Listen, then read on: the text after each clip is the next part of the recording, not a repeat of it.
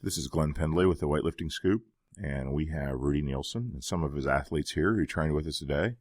Rudy, go ahead and do the introductions here.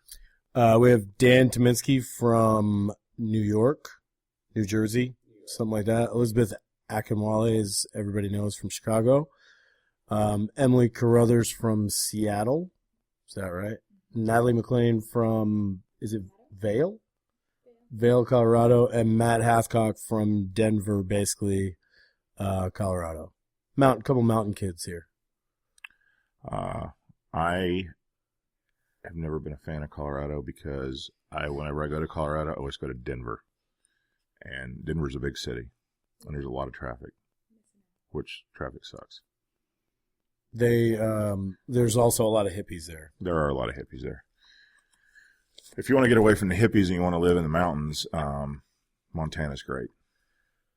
Montana's a little bit more, is it not more separatist, crazy NRA guy? They're not crazy. But, but no, when I lived in Montana, there were no speed limits on the highways. And so if you had a car that had tires rated for a speed or whatever and the road conditions were good, you could go 120 miles an hour or something.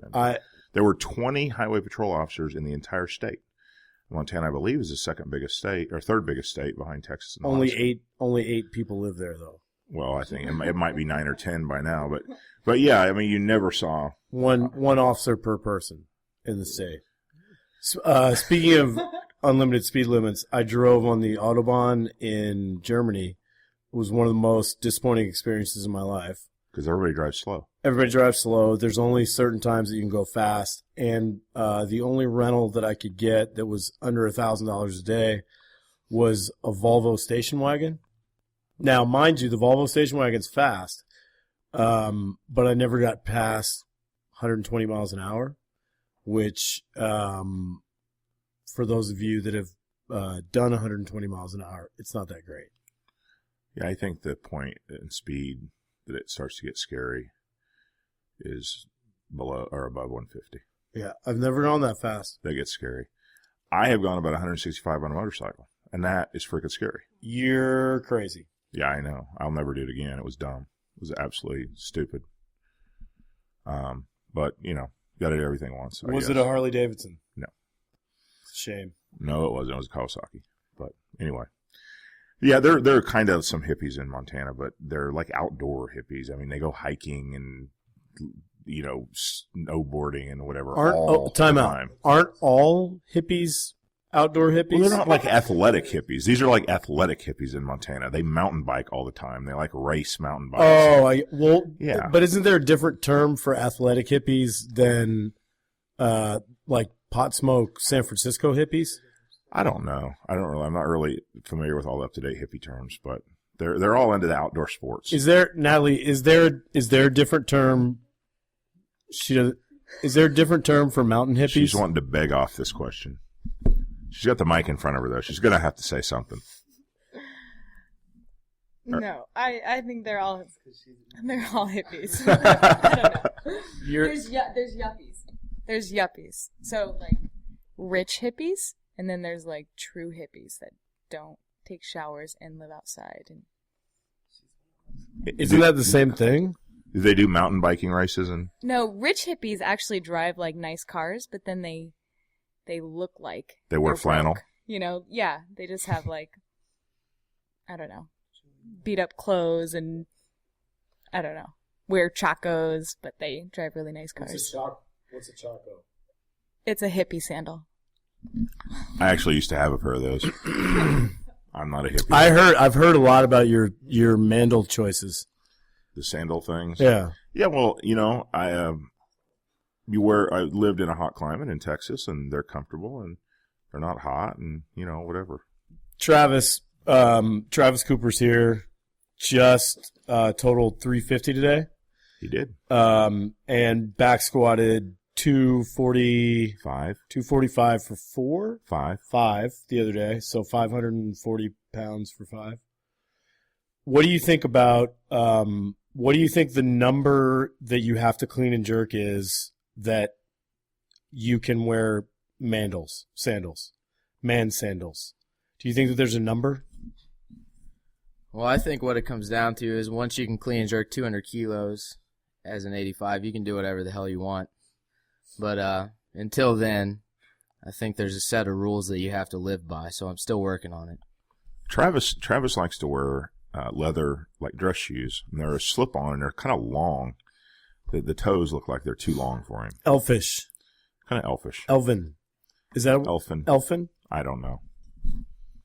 Well, you got to wear the dress shoes with the gym pants. You know, it's the look. Oh, I noticed that you're doing that look quite often. Well, I mean, it's sexy, Coach. Yeah. We could take a vote on that. It's European. It's European. I think that's what Klokov wears to the gym, correct? I'm just waiting for if when Travis starts wearing capri pants. That is very European. You should go ahead and ask. Let's bring Dan in now. Dan Tominski is one of the innovators of the capri pant for gentlemen in America. Can you explain your decision to wear the capri pant? Well, I really just want to bring it back. It's my style, and I think it's gonna build a good trend here in a couple months. What do you mean bring it back? Has it ever been? Was there a time when the man pre was a staple of manhood? I think back during like the ancient Roman times, it was very, very popular. I completely disagree with that. I've seen some German lifters that were pretty damn good lifters, and then it just blows your whole image of them because then they have on capri pants. Yeah, and I've like pointed at them and laughed before, like to their faces. Well, no, behind their back, of course, Rudy. But it's funny. You see this big muscular guy, and you're like, man, whatever. That guy lifts at 94 and he does these numbers, and then he walks out behind the table. He's got capri pants on. I think that like Travis said, there's a number that if you can lift it, you can literally do whatever you want. I would tend to agree with that. Travis clean and jerk 95 today, 195 today. So he's as an 85K. He's at a crossroads. 5 more kilos on that lift, and he can walk in a pink skirt. If he had capri pants on, he would definitely set a new record. Yeah, he's still following the rules, but yeah, about 5 more kilos, and he's gonna just be like, I do what I want. Yeah, I do what I want. Well, let's make this clear. I don't think I'll ever want to wear a pink skirt. But, I suppose if I wanted to, I'd be allowed to if I could get to 200 kilos. But capri pants, you think you'll do the capri pants thing? Capri pants, you have to be a certain type of guy to be able to pull that off. I'm kind of short and stocky. I don't think that it would look great. So no, that's not ever going to be my thing. But, yeah. No, the gym tights, the capris, some people could pull those off. Let's see, Mike Service wears them and pulls them off, and Zach Critch used to be able to pull them off. But he would get a little bit embarrassed about it, and he only wore them to training like 3 times. But he actually was able to pull it off. Let's talk about what you guys did today. Because I saw a lot of running around and a lot of people being very tired. We did started with lifting session with the team, worked to max snatch, max clean and jerk. Everybody's lifts just sort of felt bad after the prep for regionals and regionals. Everybody I think would agree they were kind of all over the place after that sort of that recuperation time after the events. So we've really been trying to drill those while we've been here with you guys being there. And then what did we do after that? Did we do a conditioning piece after that? Oh, we did a max effort conditioning piece with some gymnastics, muscle ups, and heavy wall balls. We happen to be training at MDUSA, so we have access to some weird stuff like 30-pound wall balls and what else? Dumbbell squat snatch. Dan Tominski has scared me into programming that because it was on CrossFit.com a few weeks ago, and they tend to leak stuff like that, odd movements, and last year they leaked the triathlon by programming it on CrossFit.com. So we just want to make sure that we have any movement. We're prepared for any movement. Then we did a couple every minute on the minute type max complexes. And then we finished with some skill work and another conditioning piece that involved some farmer carries. Now, let me stop you because everybody looked entirely miserable during that farmer's walk thing that you were doing right before we left. Yeah. There was I don't think they were having fun. Well, I mean, we trained for 6 hours today. Not a ton of volume under load, not a ton of reps, but a ton of heavy volume. And I'm sure they weren't feeling great at that time. It was a fairly miserable piece. I mean, you can ask them. It was probably a fairly miserable piece. But what we try and do is, this will go into nerd land, but what we try and do is do things that are maybe not within the scope of a normal gym workout in prep for the games, because there's a lot of movement type stuff. There's a lot of go from here to here and finish the workout over there and carry something back, because they tend to make things spectator friendly. They try to use the space. Yeah. So and the regional workouts this year were a great example. The regional workouts, there was a lot of back and forth movement. There was one that finished with a front rack lunge with an axle that was super fun to watch because people would drop it and people would pass each other. And so I watched that and I actually thought somebody was going to die. Yeah, Michael Winchester from the CrossFit Central team almost did. He almost choked himself out with the axle.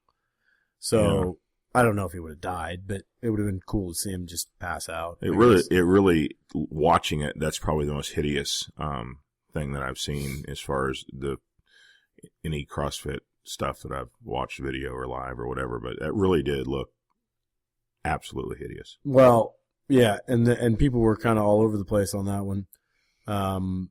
Dan had a really easy time with that one because he's very, very good at the first two movements, the handstand push-up and the toes to bar.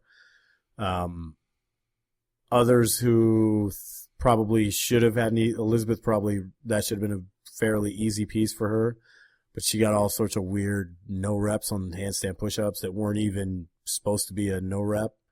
We're never even briefed on it or anything like that. So how many handstand push-ups did you end up doing? Well, actually, I'm a pretty smart CrossFitter, so when they tell me to fix something, I fix it. But I just had to get into a different position that I'm used to, so I had to slow down and kind of correct my body each time. So I don't think I got any no reps. I just remember she was just literally in the handstand searching for the position that the judge wanted her to be in, which was one of the more odd things I've ever seen. The girls are both sort of small. Emily and Natalie. Well, sorry. The other girls that are here are sort of small, so they can maybe comment on how much that workout sucked or not. You guys both did fairly well on it. Yeah, but the lunge piece was definitely the hardest for me. I'm short, so I had a long ways to go. My back was fried from the day before, so I felt it in the lunging. Nat, what about you? Shoulder to overhead was probably the hardest battle. Your shoulders were just fried by that point, and just trying to hang on to the bar and lock it out was pretty challenging. I think Matt were you second on that one? Third on that one? Did you pass Chan at the end, or were you ahead of him the whole time? I passed Chan at the handstand push-ups and then was able to stay ahead of him. I did pass Zach Forrest, who started his lunges before me, and then I got passed by that big dude from Cedar City. Oh, yeah. Hutton, I believe his name was. Huge. Yeah, and then I almost let Chan pass me because I failed to stand up my final rep and then pulled it together to get that one more so he didn't finish in front of me. Cool. What do you think is going to be at the games, Rudy? There's always novelty things there. I hope it's not too much. I thought the regional programming was outstanding. I don't like incredibly high rep gymnastic movements. The 30 muscle ups was, I just don't like, those kind of movements just back to back like that. Other than that, I don't have a problem with it. I just thought the workouts were amazing. They were all over the place from a time signature standpoint. They were all over the place from a movement standpoint. You'll see running. There'll be some kind of running. There'll be, whether it's an endurance event, whether it's a sprint, whether it's a around the track, a 400 around the track. There'll be some kind of running. There'll probably be a novel piece of cardio equipment, some sort of a bike or a ski erg or something along those lines. And there'll be, like last year's inventive thing was the double banger, it's basically a force plate from Firefighter Challenge. I don't know if you've ever seen those. They're damn cool. That was a pretty great event. Do you know who Jeff Leonard is? Yeah, absolutely. Yeah, he trained at Cal Strength when I was there. Really? Yeah, that dude's an animal. He was the winner, champ, I think, of the international. Yeah, he's like in great shape, and he's also like 6'3". Yeah, I've seen him swing a 203-pound kettlebell up to eye level. Wow. 10 reps. That's that's pretty friggin' hard. That was one of those, when they brought that out, that was one of those things where the amount of total ESPN that I've watched in my life came to finally gave me some sort of a help, because I'd seen those things on ESPN and kind of had an idea of where to strike the plate and stuff like that. I think that there was things last year that were novel that maybe were unnecessary. The ball toss was kind of whatever. I mean, it was probably a good idea. It just didn't play out super well, in my opinion. It was just odd. I don't know if you saw that. Didn't see it, but I've heard plenty about it. Yeah. I don't know. I hope they come up with some cool stuff. I hope we do a lot of good old-fashioned American CrossFit. I hope there's something heavy. I'd like to see a max lift, max complex, something like that. I love the way the ladders sort of bring the spectators into the event. And I've always heard that there's a lot of crowd participation, maybe the most of anything on the strength ladders. Absolutely, yeah. They're the best to watch. Always the best events. I think we'll see a really, really weird off-site thing, which I won't say what it is, but we have an idea of something that's coming, and I think it'll be pretty odd. But other than that, I mean, 15 events, combination of heavy and high skill, throw in 2 novel events and two heavy something, and let's go to work. Absolutely. So how do you put these guys are all going to the games, correct? Yep. What do you predict? For this group? They're all going to win. I think they're all going to win, yes. Every one of them is going to be in first place. I don't know. I don't want to make I will. I'll bet you money that doesn't happen. How much you want to bet? I will not take that bet. In years past, things have been dependent on what the events would be, and for a lot of our athletes, this year, especially coming off the regionals that we had, I don't think it matters. I don't think there's any sort of programming that would outkick the coverage. Was that that metaphor make sense right there? No, not at all. Okay, good. I'm not going to predict anything for any of them. I know that we had some issues on the men's side last year. Once we got to the games, I know that the men I know that our group of men this year will. I would like for all 4 of the or 5 of the 6 men that we're taking, I'd like to be in the top 20. And I'd like to place at least 2 to 3 of those in the top 10. Obviously, I'm not going to make any sort of podium predictions there or anything like that, but I feel like our men are very consistent now, and they have almost no weakness. Unless you give Dan like a ball to throw or something along those lines. Or a squat. or a squat. His waist is very small. Too small waist. Yeah. The women we're taking are all sitting at the table right now. So I think that they all have strengths. They all have they don't have a ton of weaknesses. They are all, the beauty is that they're all very good at gymnastics and they're very good at heavy barbells. So that, as a coach, that sort of makes you feel comfortable. Yeah, I would assume that those are two things that if you can't do it, it wouldn't just take you from like 5th place on an event down to 10th place, but it could easily take you from 5th place down to 100th place. Or no, a lot of the games you can't be 100th place, but it puts you way, way down there to where it would be you have no chance of going back from. Yeah.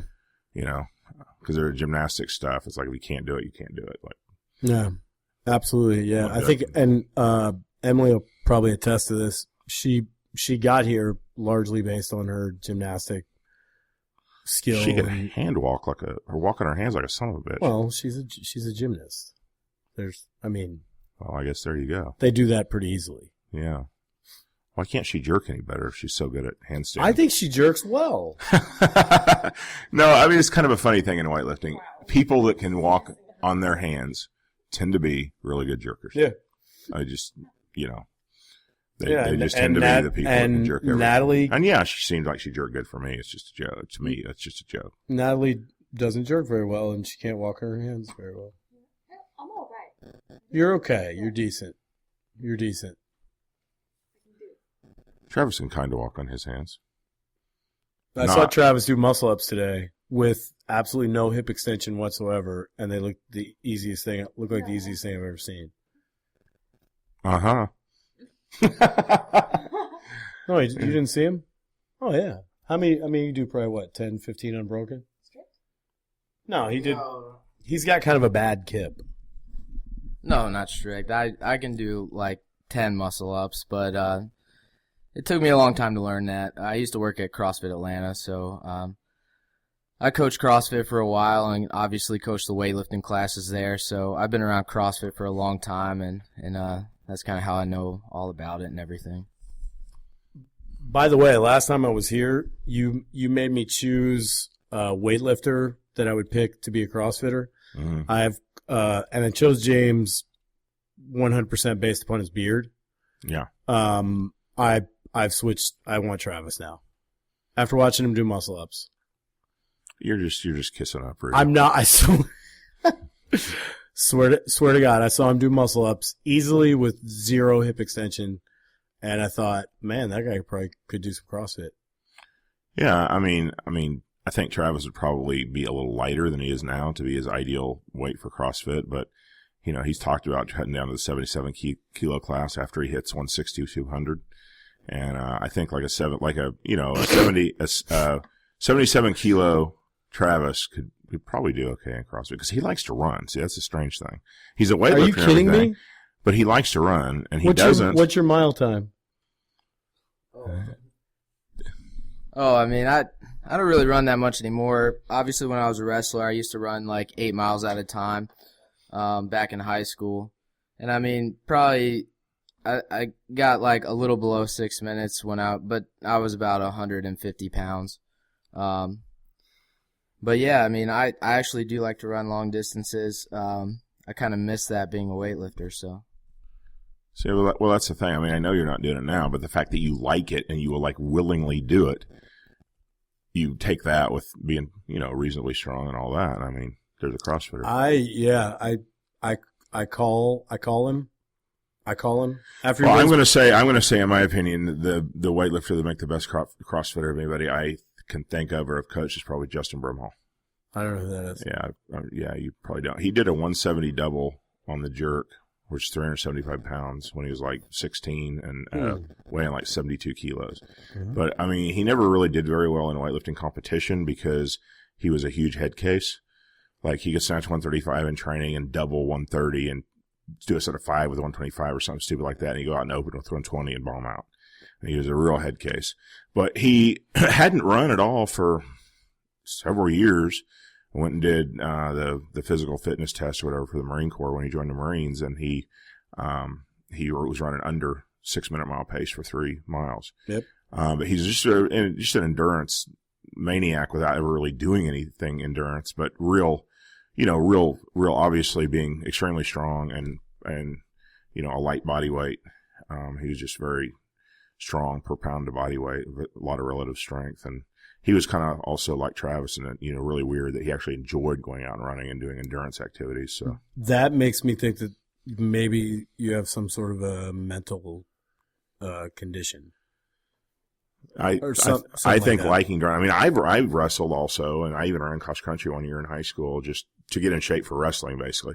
But I've done all the running and the whatever too. I mean, I did it, but I absolutely abhor it. I just did it because I had to. And I'm good at funny. I'm good at running 94 feet. That's the length of a basketball court. As far as you have to go, really. Well, we got all these guys here, so let's talk to them a little bit. I don't really know too much about most of these guys that are here in the room. They're all going to the CrossFit Games. I want to know more.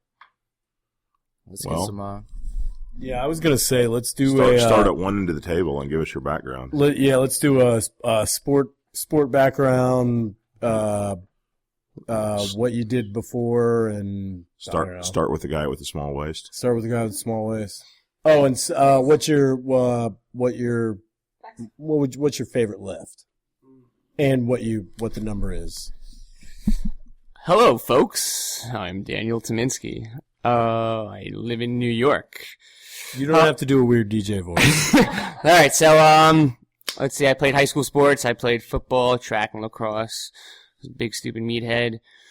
Right after that, joined the Army. I was in the military for about 6 years. Found CrossFit while I was deployed. Did my first workout, and from there I was kind of hooked on it.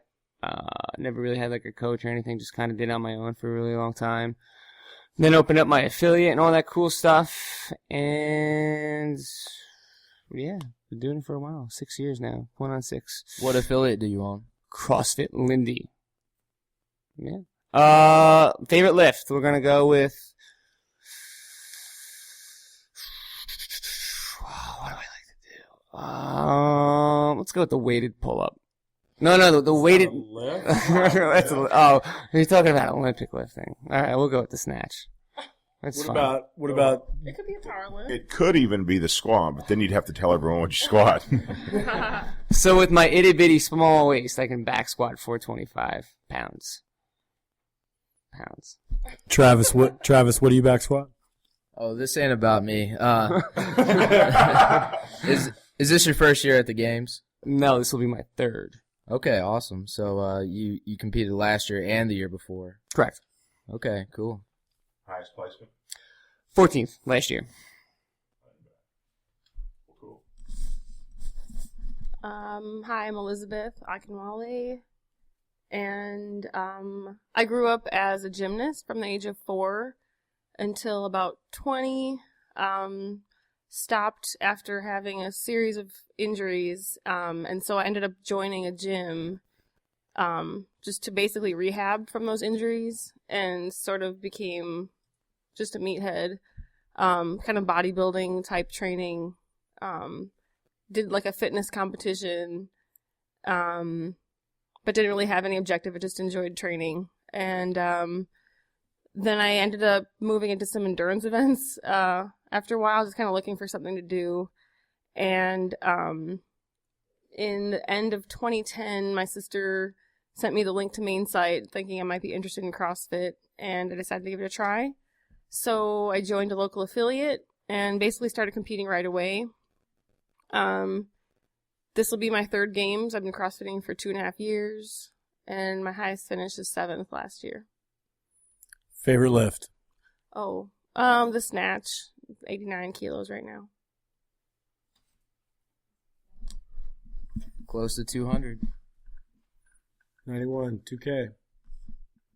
Hi, I'm Emily Carruthers. Like Elizabeth, I was a gymnast from 4 until I was 22. Did college gymnastics at the University of Washington. After I was done, just kind of went to a regular gym, ran some half marathons just to stay in shape. Had my first child and then decided I needed to get in way better shape, found CrossFit. Really enjoyed it, thought I would get into the competitive aspect of it. Found out I was pregnant again, so that didn't work out. So then I started competing last year for the first time, went to regionals, placed 7th. This year, placed 3rd, first time to the games. And my favorite lift is probably the clean. The stiff arm snatch. The stiff arm snatch. No, not snatch. My snatch needs a lot of work. Probably clean. 185 pounds. It's a funny story. Tell everybody how long it took me to figure out who you were when the boys were texting me. I think a little. This will make me sound like a complete a-hole, by the way. I think a little while. You didn't remember at all who I was until, what was it? Spencer reminded me that you obliterated everybody at camp in Seattle in a workout. And, yeah, and I looked, he said he talked to you and all this other stuff, and I couldn't remember. And then he was like, remember, she's the one that beat everybody by like 4 minutes on the workout that we did at camp, or something ridiculous like that. And it finally dawned on me. And the handstand walk. Yeah. And you like killed everybody on that. Didn't you like kick people when you were handstand walking or something like that? I hope not, but. You almost kicked our cameraman today, I think. That was his fault. It might have been his fault, but you still almost kicked him. Yeah. Very violent. I apologize. Next, please. All right. My name is Natalie McLean, and I grew up kind of playing all sports. Main thing that I fell into was soccer. Up until about like my sophomore year in high school. Then I stopped doing the team stuff and kind of went my own way and did some snowboarding events, skateboarding competitions, and wait, skateboarding and snowboarding? That's correct. So now I know why you were so nervous when we were talking about hippies. Just wait. And then moved up into the mountains, probably the highest town, actually, like 10,200 feet in Colorado. Came kind of part hippie for sure. Started rock climbing. That's when I found CrossFit at a local rock climbing gym. Was hooked right away. I'm super competitive, so I loved it. Like, first workout for sure. This is my first games. Super stoked to be going. A little nervous. Probably be one of the smallest competitors there for sure. I was going to say height and weight. I am a little over 5'1", 123 on a good day. So yeah, and my favorite lift, believe it or not, is a snatch, even though I can't snatch that much. And I totally learned a whole new technique today. So we'll see how that goes. You got to give us a number. 140 pounds. Tell everybody about what happened. All these guys have, everybody knows Elizabeth and Dan, but these three have really, really good stories, since they're all first timers. Tell everybody what happened to you at regionals last year. And, yeah. Last year I wasn't nearly as strong, but, started off good. And then it came up to One Diane, right? One Diane, and then, hung. I was able to hang in there for the second workout, which had a 135-pound hang clean. And then the third workout was a 70-pound dumbbell snatch, which I could do. Yeah. I saw doing. Video, I remember. Yeah, I remember. I was doing in the warm-up area. And I mean, one of my biggest weaknesses is kind of my mental state. Like, I kind of freak out sometimes. I get really high anxiety. And so that's kind of what happened when the workout started. I started snatching it, and then all of a sudden I could not lock out my arm. I could not. The dumbbell would get high enough, but I just couldn't hang on to it. So I got disqualified because I couldn't get the minimum amount of work done. So I was out right after that workout. So from a DQ to qualifying for the games, pretty cool. Yeah, it's nice. I had a pretty hungry comeback for sure. Last but not least,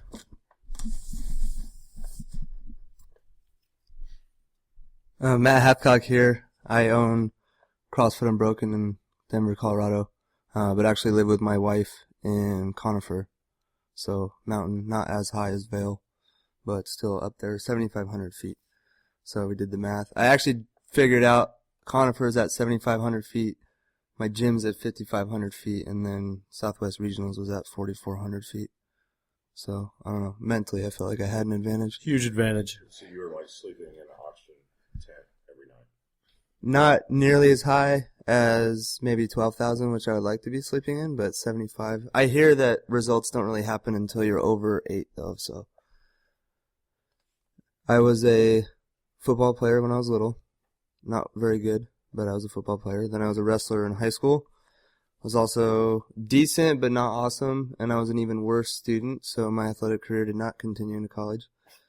I thought alcohol and drugs was a little fun there for a while, and then got through that phase, got my act together, became a Globo trainer, found CrossFit on YouTube. Started doing that, started putting my clients through it, started an affiliate probably 6 months after I found it, and then just competed in my first regionals in 2009, and actually got 6th, and that year they took 5. So I've been 1 point away more than once, or more than twice. So just so everybody knows, Matt has the girls have a good story. Matt has the ultimate story, the retribution, whatever. So 2009, you came in 6th. Correct. And they took 5. 2010, you came in? I was told I was 3 reps away from second behind Chan, and I completely redlined, and it took me 10 more minutes to do the 3 reps. Right. So what place did you finish in the regional? 16. So 2010, 2011, what place did you finish in? 4th and 4th.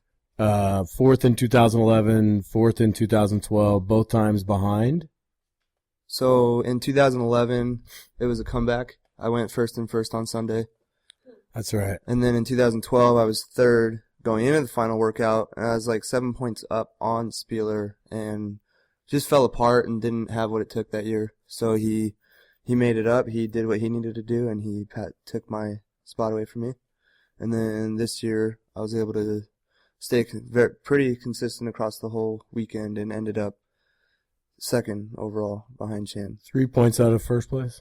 Is that right? 3 or 4 points? Yes, I feel a couple things happened one way, better for me. I could have had first, but same thing could be said for him. So Matt also lost about 30 pounds this year. You didn't put any of that back on, did you?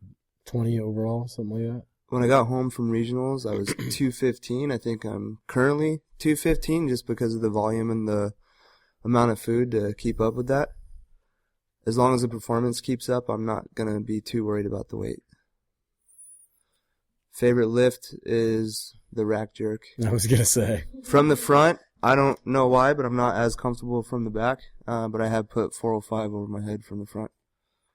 Right, so let me get this clear. This is your first year competing at the games? Yes. Wow, so that's awesome. So you're actually kind of a dark horse under the radar because, you've been right there. Or does everybody know who you, I think quite a few. I think I was the most overrated non-games athlete over the past couple of years. Okay. I definitely got a lot of famousness from not ever going, and now that I'm going, nothing's really changed because a lot of people supported me and had my back just from being so close so many times. Okay, well, congrats. Thank you. This year, Gerald Sasser takes the crown of best guy not to go. One of our guys, Gerald Sasser, best guy not to go to the games, takes Matt's old crown. Is which regional you're in a big deal when it comes to going to the games? It is. This year, it's funny because the last week of blog posts have basically sort of been about this, but Gerald Sasser from the Central East Regional, he's one of our guys. he finished sixth in the Central East region, a region that has 2 former champions, including Rich Froning, the current champion, Graham Holmberg, the 2010 champion. The 5 guys from that the 5 guys that qualified in 2012 all finished in the top 10 at the games. There's a guy from Texas built this website that basically compares all the regions to each other and blah, blah, blah. Sasser is ranked 10th in the world. He would have qualified easily in any other region. He would have won 13 out of the 16 regions, and he came in 6th and didn't qualify in the Central East. Is there no mechanism to give like wild card passes to people like that? So this is a thing that I've talked to some people about. I'll probably write a piece on it. There's a grouping of regions that are not very good. That would be, no offense, everybody, Latin America, Asia. What's the other one? Latin America, Asia, Africa, yeah. So they're basically non-contenders for the games. I think it's valuable to give them a path to entry. I don't think it's valuable to take their spots away. But my belief is that the top 40 in the world coming out of regionals go to the games hands down. The bottom 10 go head-to-head with the next. So basically a group of 20 go head-to-head for the last 10 spots. So the next highest ranked people coming out of regionals go head-to-head against each other. And it'll sound like I'm whining because not only do we have Sasser, who's the number 1 ranked guy in the world, coming out of regionals that didn't go to the games.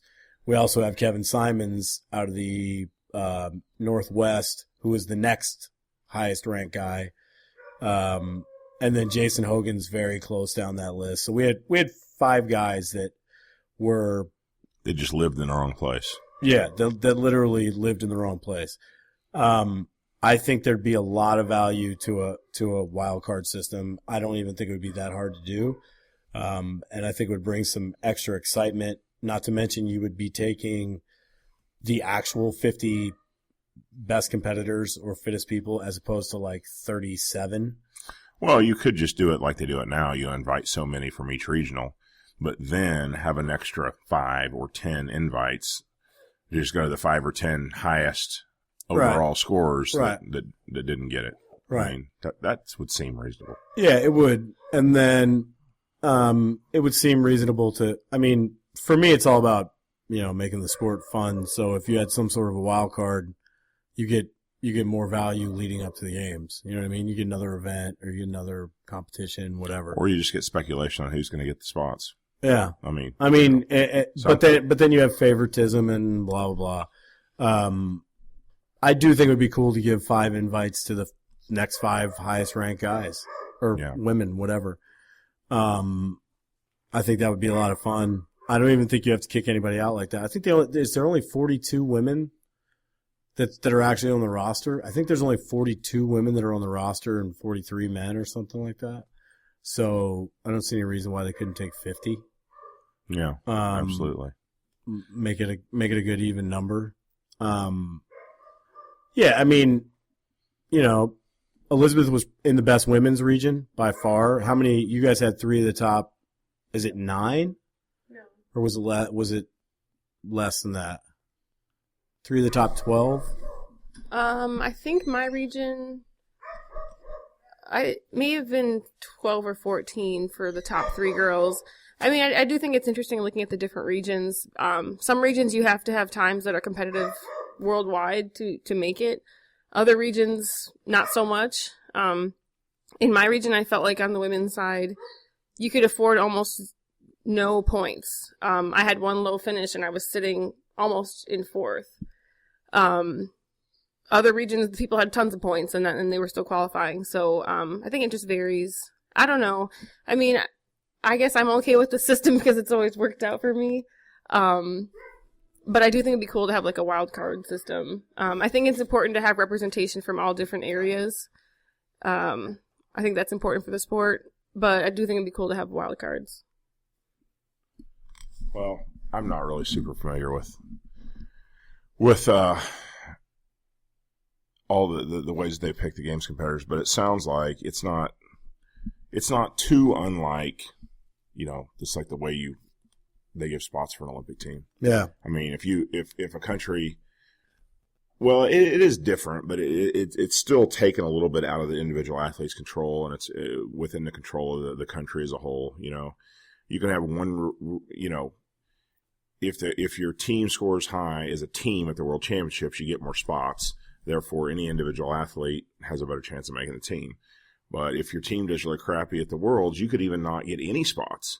And then doesn't matter how good you are or where you would place, you're not going to get a chance. Of course, if you've got 2 or 3 really good lifters on a team, you're going to score points to the World and you're going to earn some spots. So it's not quite the same, but it is somewhat out of an individual's athlete's hand. But there's probably very little way to. Well, the equivalent would be as if you took regionals and you took the ranking of people in the world and allotted a certain number of spots to each region based on the ranking of the athletes in that region. So, like Elizabeth is talking about, her region is very difficult. Give her the mic real quick. So how many women have been to the games before? I'm familiar with Deb, but... Right, yeah. So I'm sorry, I didn't mean to cut you off. But our region is probably unique because the last 3 years we've sent the same 3 girls. So myself, Stacy Tovar, and Deborah Cordner-Carson have been the 3 girls to qualify for the last 3 years. Right, but the times in general, so there's a couple people in there who, in other regions would qualify. I think so, because all 3 of us had times that would be competitive worldwide. We, some of probably the 4th through 6th girls had times that may have qualified them in other regions, I believe. I haven't looked at the numbers, but... So in weightlifting, the most spots that you can have is 6 for an Olympic team for each country. And the way they do this is how you qualify at the World Championships. So the top 20 countries, or, the top 12 countries get 6 slots or something like that. I don't know the exact numbers. But you could kind of do the same thing in CrossFit. So if you had, if the ranking in your region, through the Open, if all those girls were ranked ahead of each other, you could allot more spots for that region. That'd be kind of interesting way to divvy things up. Yeah, it makes me think it's almost like an extension of, they give an extra spot for past champions. They could somehow extend that down. So last year, all our women were top 12, I believe. So if you somehow said, I don't know how you would do it, but, if you have let's say per top 10 finish, maybe you get an additional spot. So you get 4 women instead of 3, something like that. Matt Hathcock here. I have an argument for the Southwest region, strictly because we do our competitions at altitude that's significantly higher than the other regions. So with that, and less oxygen, it is just physically impossible to produce the same numbers. You take a guy like Matt Chan, ranked 20th at the end of regionals last year, takes 2nd in the world. This year, I believe he's 18th, maybe higher. I'm 22nd. I don't think either of us were in the top 20 after the regular Open getting into regionals. But I think there's a big difference in what we do and the numbers we're capable of because of where we're at and where we have to do the workouts versus most of the other regions being at sea level and having that oxygen to be able to produce those higher intensities on the workouts. Well, stop living there. Good point. No, there's also the factor of what week you go. Week number 1 is always at a disadvantage. Although in my opinion, they're at a huge training advantage. They're at a disadvantage as far as regional number wise. So it's very difficult to compare the week 1 guys with the week 4 guys. So that's part of the reason, in my opinion. That's part of the reason why the Central East numbers look so good. They're so aberrant in comparison to all the other regions because those guys just simply had more time to practice. So in my opinion, it's very difficult to fairly base a wildcard system off of regionals. The only way you'd be able to do it fairly is if every single region was the same weekend, which is physically impossible. So, like Travis said, I think a really, really good idea would be based upon games ranking. if you have like Elizabeth's region, I think Southern California might have beaten you guys last year, but I think you guys had 3 of the top 12. Southern California had, they had 4 of the top They had 10. 4 of the top 12. Yeah. So Southern California gets 2 extra spots, right? North Central gets an extra spot, whatever it may be, like whatever the rankings from the games, in comparison, like Travis said, the most spots a region can get is 5 or whatever. 5 of the top 10 men last year from the Central East, there should be more spots, right? Especially if you're only going to take 41 or 42 or whatever it is. You got 8 spots to play with. Let's divvy them up amongst some other regions. I mean, I don't think that's even a stretch. Not to mention, there's some loopholes in the rule book where if you live really close to a bordering state, you can kind of get away with going to another region from a tough region. And there's at least 2 examples this year that I can think of people who, had they been in the region they should have been in, and you can make the argument should have not, whatever. If they had been in, or the region they'd been in the year before, they wouldn't have qualified. So, with that in mind, I think the wild card, some sort of a wild card system, eliminates any of that sort of debate. I'll touch on something just a little different here, but you almost got on the topic, and that is training between regionals and the games. And you said that the first regionals, while they're at a disadvantage when it comes to regionals, they should have an advantage when it comes to the games because of the longer time. What are your athletes, or most of the athletes, going to be in better shape and perform better at the games? Or did most of them put so much into regionals and making it to the games that it'll be hard to recover from that effort, build back up again, and perform again at the same level at the games? No, we use Elizabeth can speak about this too because she went through it last year. We use basically a typical loading template, where we do a soft peak at regionals. We load about 5 to 10% volume per week for the 6 weeks leading up to the regionals. Depending on what week you are, you may get, it varies by maybe 5%. We wave back down for a week or 2 after regionals and then start right back where we were, at whatever volume we were at before the regional, and wave all the way up to the games. So the best example would be if you typically do 5 workouts in a week, let's just call it 5 conditioning pieces. If you typically do 5 conditioning pieces in a week, by the time we get to regionals, you're between 10 and 14. Usually it's about 12, depending on, again, what week you are. We start right back in after regionals, after the mini deload coming out of regionals. We start right back in at that number. Let's say it's 12, and then we wave up 5 to 10% per week to the games, which will end us at about 20 conditioning pieces per week. And it worked very well last year. I could hard peak these guys for regionals and have them have absolutely nothing left by the time they get to the games. But the reality is, and this may not sound right, this may sound whatever. If I can't get a guy, if I have to peak a guy for regionals, there's really no point in him going to the games. Because he's not going to be competitive. He's going to get blown out. He's basically just earning a trip to get some free Reebok stuff. And many people see making the games as the end all be all, and we don't. We want athletes that are fully prepared to challenge for a world championship.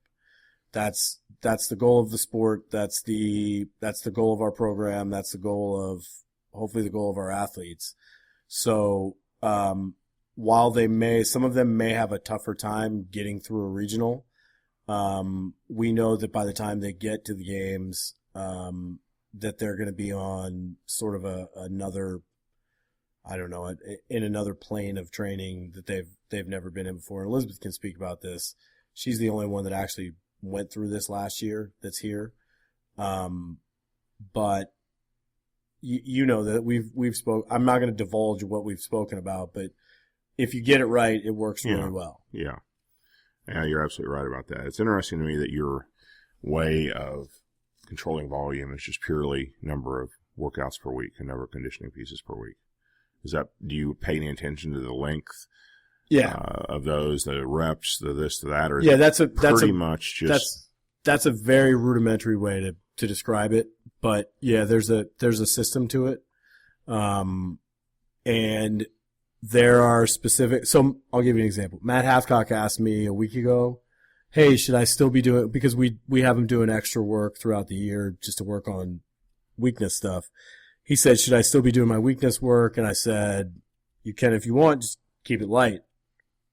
And then I think I sent you the first day's actual workout for the games loading. And he was like, okay, I'm probably not going to do my extra work. I mean, long story short, because there's a template built in to hit certain, we have basically a hierarchy of movements. And within the template, that hierarchy of movements is represented throughout each week. So it's a fairly complicated but fairly easy way to sort of control.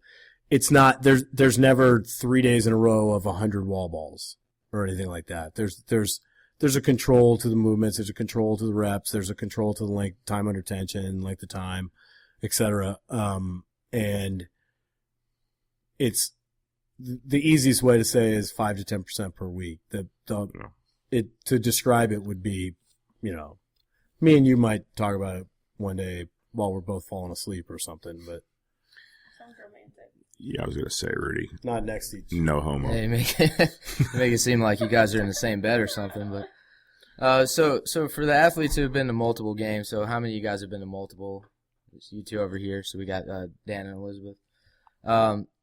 What is it like going into regionals? Do you feel more pressure now than you did before because people expect you to make the games, or do you feel more confident, or what's it like going into regionals?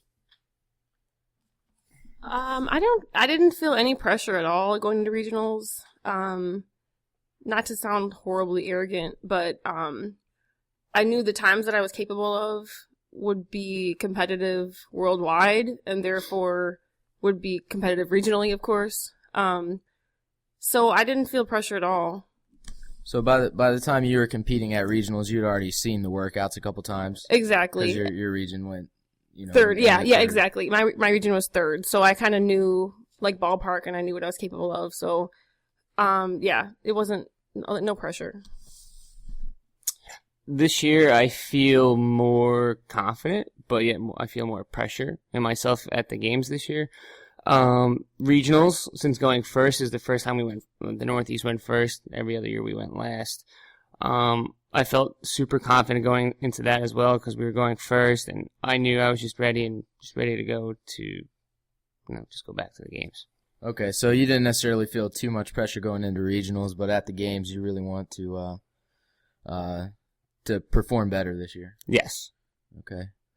So Elizabeth, how'd you do on the events? I know you got first place in your region on a couple of them.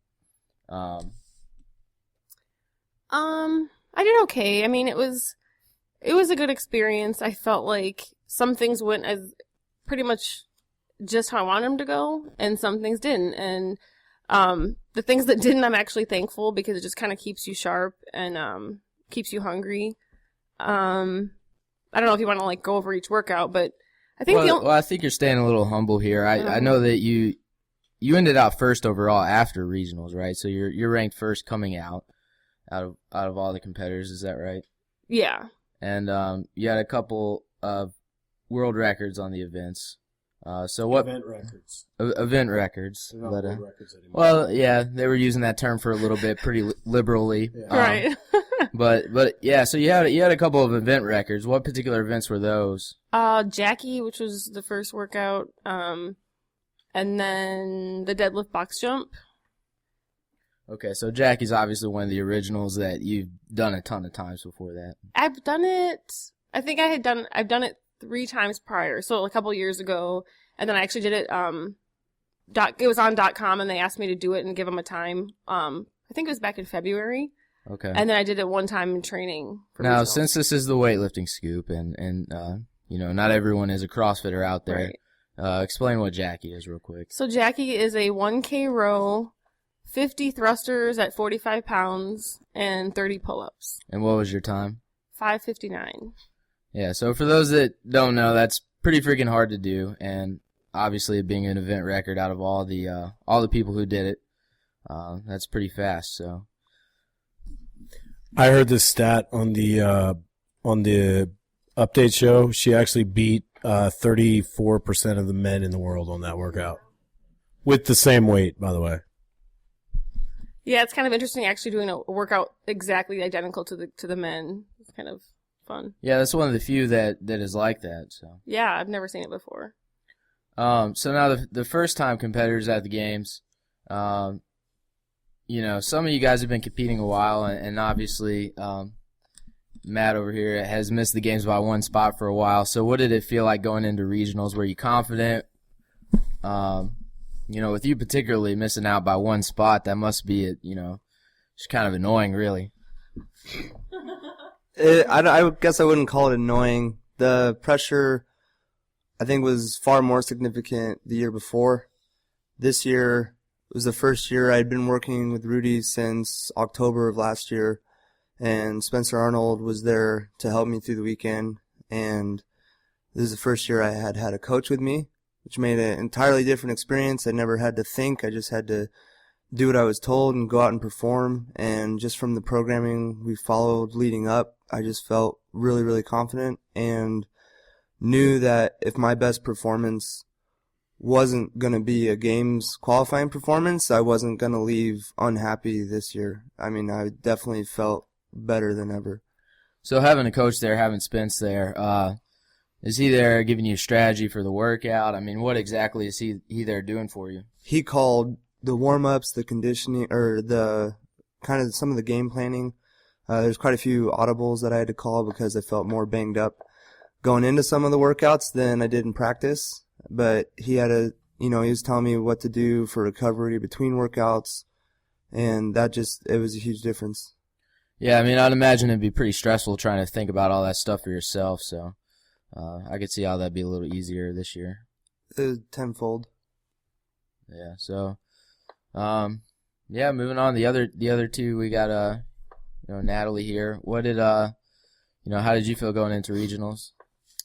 Like Matt, I felt prepared. I felt super confident. I felt like I had done everything I could have done to be as ready as I could be. So, I did all those actually workouts at the gym, and they were significantly easier back at home. But of course, I spread it across probably like 4 days. I mean, even still, even though as prepared as I thought I was and as confident as I was, it was still, the leaderboard shifted around quite a bit. Like, it was really easy for it to shift around. Like, you couldn't make a mistake. And that was kind of always the pressure, for sure, is to just make sure that you didn't screw up too bad that you couldn't come back. So. Yeah, so if your region... So I guess your region didn't go first, so you knew the workouts ahead of time as well? Yeah, I believe we were third. Okay. To go. There's just a funny little side note here. So Elizabeth was number 1 in the world on Jackie. Elizabeth's 5'7". She's a 75K lifter. Natalie is barely 5 feet and 120 pounds, so a 53 basically. You were 6'07" on Jackie. That was what, 4th in the world? I don't know. I have no You idea. really don't know? I think it was 4th or like 5th, something like that. It's top 5, I think, top 8, whatever. Yeah. This is actually really, really funny. I've told this story already like 10 times. What did you row on Jack? So Jackie's got a 1K row. Elizabeth rowed a 355, I think. 350, something like that. Is that right? I don't know. It was somewhere around. It was sub 4 minutes. So it was pretty fast for a 1K on Jackie. What did you row? So I don't like rowing at all. I'm really not built for it. So I knew I wasn't going to waste my energy and just totally gas myself on that. I was going to use my stature to my benefit. I rowed probably like 4:30 on that. Like I could make a conversation. So I just took it really easy, almost too easy it felt like, but it paid off because I was really hungry to get on that barbell and start knocking those thrusters out. I think Spencer timed your thrusters and it was like 46 seconds or something like that for your thrusters. I think that's funny because my absolute favorite thing about regionals this year is there were so many opportunities for our athletes to kind of hold back at the beginning of workouts and catch everybody at the end. Yeah. And that's just the most fun thing ever to watch for me. That had to feel pretty cool. I mean, how bad did you feel getting off that rower at 4:30 and everybody probably being off the rower already? Yeah. Like, how hard is it to trust that? It was hard, but I had done it. Like, I'd practiced rowing something faster, like a 4:15 or 4-minute pace, and I knew that I would have to breathe. Like, I wouldn't be able to pick up that bar and knock out the thrusters as fast as I know I can. So I was confident. I'm really confident with a lot of the strategies that you and Spencer give me. So, I just executed it, and it turned out just exactly as planned. Halfcock here. I did the same thing. I was last off the rower in my heat. I did I think a 3:38 or something like that, and then killed the thrusters, killed the pull-ups, and was second place in my region. I was only at 5:19, but did what it needed to do. So, yeah, I think every single region, anyone who got off the rower first did not win. So I don't know, but actually that's part of the reason I like the workouts too. Not the coming from behind thing, but just that I felt like it was so well balanced that no one could really complain about their size, whether they were big, small, heavy, light, or whatever. I think CrossFitters love to obsess about who's what size and what workout is for them and blah, blah, blah, which is, to me, very counter to what CrossFit is about. But I love these workouts because when they came out, pretty much everyone I know from all different strengths and weaknesses, everybody liked the workouts. And that made me feel like clearly they were really well balanced. Yeah, anytime you everybody thinks the workouts were written for them. Like, everybody goes, "Oh, I'm going to kill that." That's great. Anytime everybody thinks that, you nailed it. Like, there's no doubt you nailed it on the head. So, hold on. I'm looking up Emily's scores right now, so I have a good question to ask her. Yeah. Oh, yeah. I mean, just like these two, I was just as prepared as I could have been. I knew that no matter the outcome, I couldn't have done anything more or anything differently. I would have been happy with, where things ended up. But after the first day, when I found myself sitting in first place, I couldn't have been in a better position because I knew after the second day I was going to drop a bit. I was going to struggle with that deadlift box jump workout. So I had to build as big of a buffer as possible in order to get myself to the games. Out of curiosity, what was your time on Jackie? 6:25. 6:24. I think you had our best muscle up score. Is that right? Yeah, I got 29, failed the 30th rep, and then the buzzer hit. Yeah, Ingrid was second on that one. Something like that. Sorry. Looking up numbers. I'm sorry. You're a geek, Rudy. I am. Actually, that's not true. I don't want to give credit where credit is not due. Danielle Hale actually had our best time on that. And I think she was 6 something. I just saw it. Anyway. Who cares? Yeah. Who does? I think you should ask Dan about his Jackie and his ability to count numbers. So, Dan, tell me about your Jackie and your ability to count numbers. So I made it to the pull-up bar, obvi, and I'm counting my pull-ups, and I generally count a little differently than others. So I broke it down. I went 15. I was going to do 2 sets of 15, counting in my brain. And somewhere the counting got lost, and I did 25 pull-ups thinking I did 30. Ran off the pull-up bar, ran to my stupid flat platform that says, hey, I finished the workout. And my judge was like, no, you have to come back. You have 5 more pull-ups. And I was like, oh, fuck. So I ran back, finished my 5 pull-ups, and I ran back to the platform. Came in 4th on that? No, I think I was 6th in the region with a 5:24 shuttle run Jackie time. And what place did you finish in the region? 2nd. By how many points? 1 point behind first. Mm-hmm. I think that would have. You see what I'm getting at there? That would have been first place. Yeah. With the sport of inches. It's a sport of counting. Something. Yeah, it's actually pretty funny. It was worth this. Now that you have a great story to tell, it was almost worth it. Well, I actually think that gives us a pretty good overview of what you guys have been doing and where you are leading up to the games.